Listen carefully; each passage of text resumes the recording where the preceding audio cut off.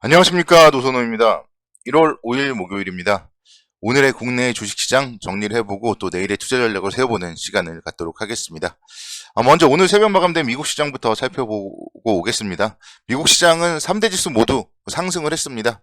다우존스는 어제보다 0.4% 정도 상승을 했고, 나스닥 지수는 0.69% 상승, 그리고 S&P 500 지수는 0.75% 강세를 기록을 하는 모습을 보였습니다. 3대 지수 모두 좀 골고루 상승을 하는 모습이 특징적이었고, 특히나 이제 장 초반에 미국의 노동시장이 좀 과열되어 있다, 이런 소식들도 들렸고, 또 오후 들어서 연준의 FOMC 의사록을 공개하면서 상승폭을 반납하기도 했지만, 그래도 안정적으로 좀 상승세로 마감을 했다는 점에 주목을 해봐야 될 것 같습니다.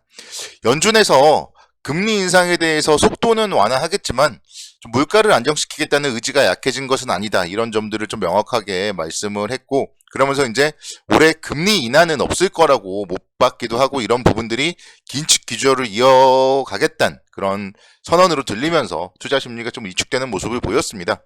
그런데 이 부분에 대해서는 이제 제가 이제 말씀을 드리자면은 연준에서 금리 인하를 하면 오히려 더 안 좋다고 제가 이전에도 한번 언급을 드린 적이 있는데요. 그러니까 연준은 금리 인상을 어느 정도 하고 나서 적당히 이제 그 금리를 한 1년 정도 좀 유지를 시켜주고, 그 구간이 주식 시장의 좀 상승폭은 가장 크게 나오는 구간이라고 이렇게 말씀을 드렸었습니다. 그래서 그런 부분들을 생각해 본다면 사실 연준이 금리 인하를 하지 않는다는 거는 결국은 오히려 더 긍정적이라고 보시면 좋을 것 같습니다.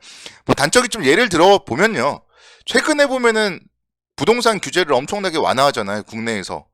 부동산 경기가 안 좋으니까 부동산 규제를 막 완화하는 겁니다. 그래서 경제가 안 좋기 때문에 금리를 인하를 하는 거고, 그러면은 주가는 더 빠지는 거고, 그렇게 생각을 하시면은 금리 인상 이후에 한 5%대 이상까지 금리가 인상되고 나서 그 다음에 좀 금리가 동결되는 그 구간에서 시장에 대해서 오히려 강한 상승세가 나올 수 있다. 미국의 금리와 관련되어서는 여러분들이 포인트를 그렇게만 딱 잡고 계시면은 특히 이제 올해 시장에 대해서 너무 걱정을 할 필요는 없지 않을까, 이렇게 설명을 드릴 수가 있겠습니다.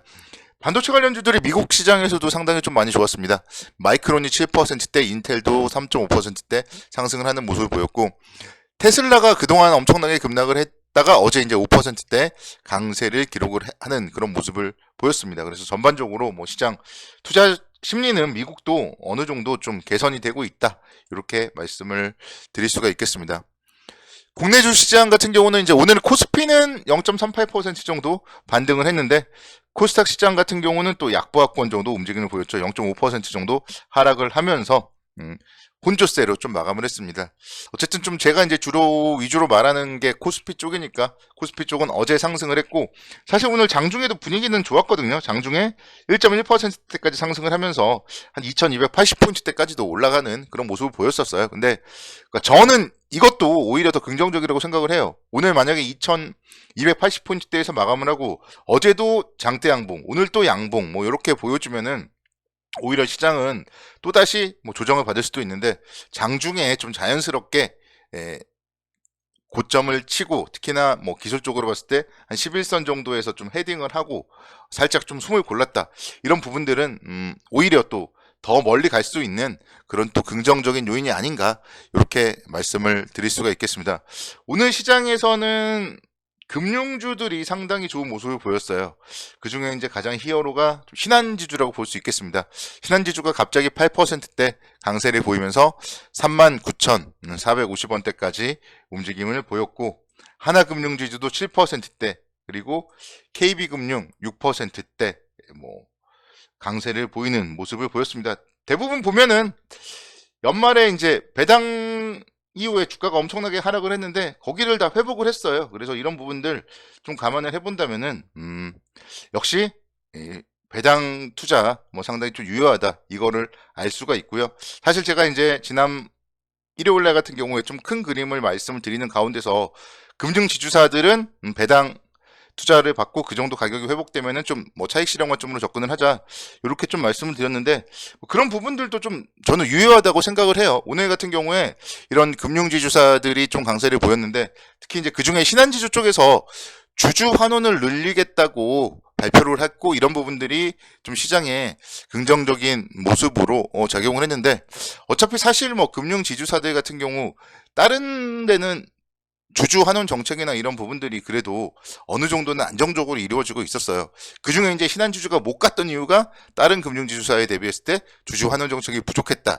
이런 부분들이 오늘 이제 좀 포인트로 맞춰줬던 부분이라고 말씀을 드릴 수가 있겠고, 예전에도 말씀을 드렸지만 혹시 금리에 대해서도 생각을 해보셔야 됩니다. 국내적으로 봤을 때는 금리 인상 사이클이 어느 정도 서서히 마무리 국면이고, 그런 가운데서 지금 뭐 예대 마진이라든가 이런 부분들 생각을 해보면은 작년도에는 이제 금융지주사가 정말 사상 최대 이익을 기록을 했는데 올해는 좀 그런 부분들은 희박하다.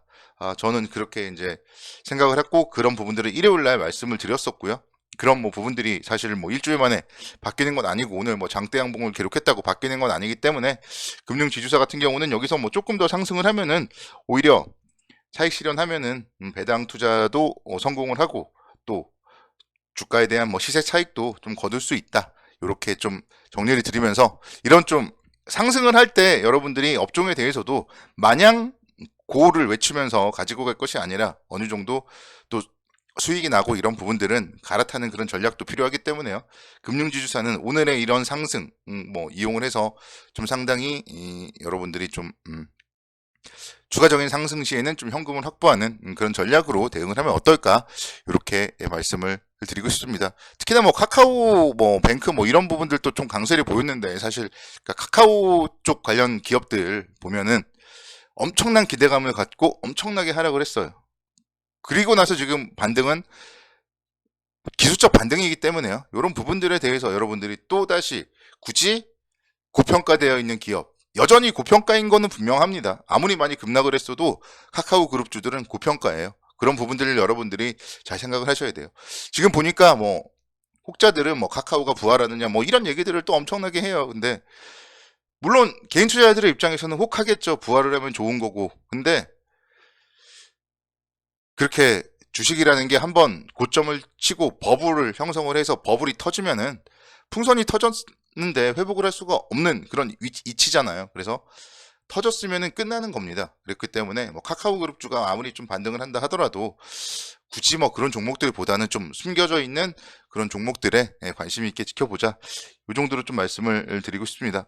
오늘 같은 경우 뭐 그래서 이제 말씀을 드리면은 여전히 계속적으로 말씀드릴 종목이 호텔신라 같은 기업이에요. 그래서 면세점 관련하여서 해외여행 수요 급증에 따른 면세점 이용객 증가 전망 이런 부분들 계속적으로 지금 얘기들이 나오고 있어요. 그리고 중국의 리오프닝에 따른 면세점 회복 가능성 이런 부분들 우리가 모두 아는 그런 스토리에 좀 베팅을 하는 게 필요하고 수급적으로 보면은 뭐 기관과 외국인의 매수도 뭐 상당히 좀 계속적으로 이어지고 있습니다.